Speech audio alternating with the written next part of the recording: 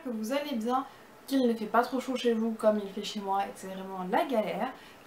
Voilà, donc aujourd'hui on se retrouve avec un certain temps, j'ai pas fait des vidéos mais on se retrouve avec une présentation manga. Il s'agit de la présentation manga de Lost Seven de Kazuki Nakashima et de Ko Yasung aux éditions Doki Doki.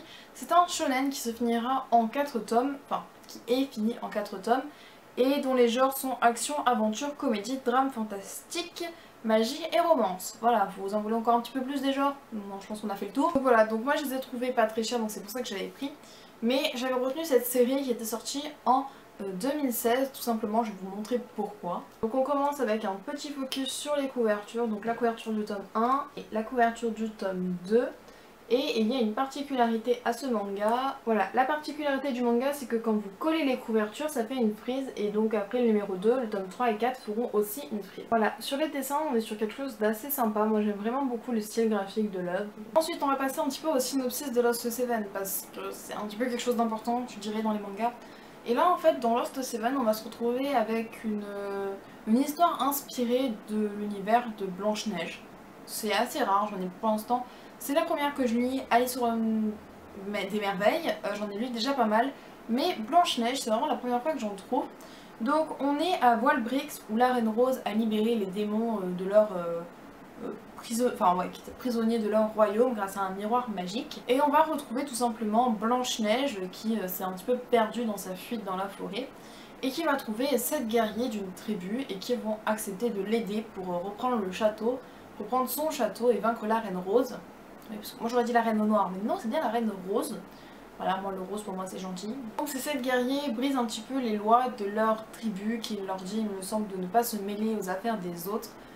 Mais bon voilà, ils veulent sauver Blanche-Neige, donc allez, les étonnants sont devenus des 7 gardiers badass, allez on y va, il n'y a pas de souci. Donc on arrive au château, on commence la fight épique, voilà, bon bah...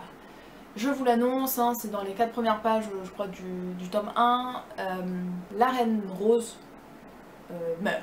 Voilà, tout simplement, elle a été vaincue. Mais petit problème, 2 des 7 guerriers ont totalement disparu après cette bataille et Blanche-Neige est morte.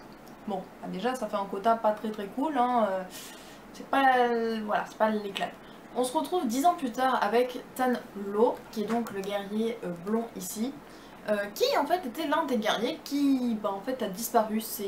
Son bracelet l'a téléporté à 10 millions de kilomètres, donc il a mis 10 ans à revenir dans sa ville. Et là il découvre qu'en fait la ville est totalement au contrôle des démons, hein. C'est encore pire qu'avant qu'ils fassent leur truc, c'est vraiment la galère.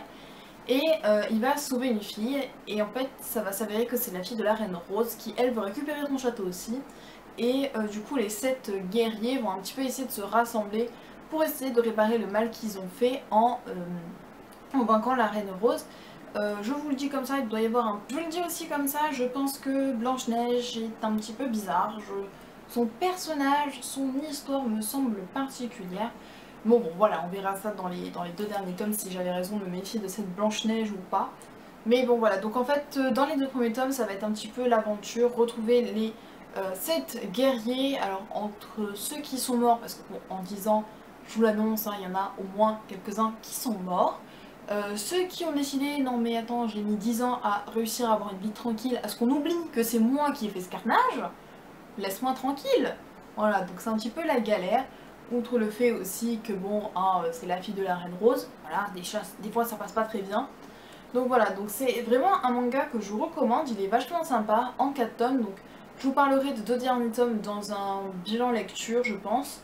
Et franchement je vous recommande cette série. J'ai pas fait de points négatifs ou de points positifs, je trouve l'histoire bonne, elle se laisse lire, il n'y a pas de choses... Pour l'instant il y a des petits détails qui vont faire tiens peut-être que ça servira plus tard dans l'histoire. Mais c'est pas comme un, je dirais Pandora Hearts où si vous loupez un truc, c'est bon, 30 tomes plus tard vous êtes perdu. Non là ça va, c'est simple à suivre, donc j'attends vraiment les 2 derniers tomes pour vraiment conclure cette série et voir si l'histoire de Blanche-Neige peut être aussi palpitante que l'histoire d'Alice au Royaume des Merveilles. Voilà, je me confonds tout le temps avec Alice au Royaume de Cœur.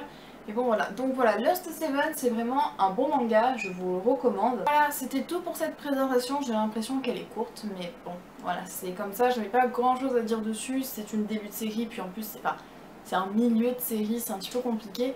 Mais voilà, j'espère qu'elle vous aura plu, je vous laisse laisser des commentaires dans l'espace commentaire, vous abonner à la chaîne, à me suivre sur Twitter ou sur Facebook et je vous dis à la prochaine. Ciao!